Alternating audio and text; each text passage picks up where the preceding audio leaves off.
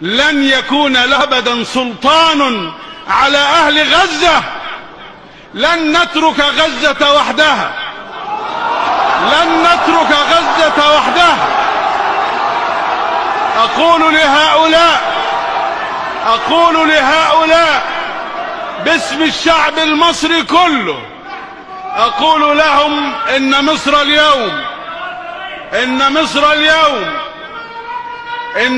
اليوم مختلفة تماما عن مصر الأمس. إن العرب اليوم مختلفون تماما عن العرب الأمس. إن المسلمين اليوم إن المسلمين اليوم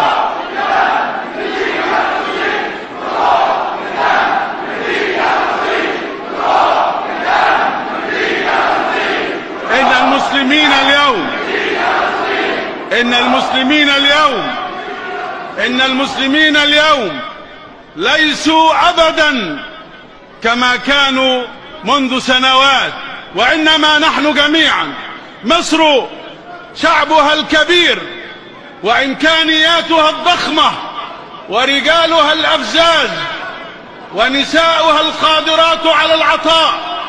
مصر والعرب والمسلمين، أقول وبكل ثقة في هؤلاء جميعا، لن يتركوا غزة وحدها.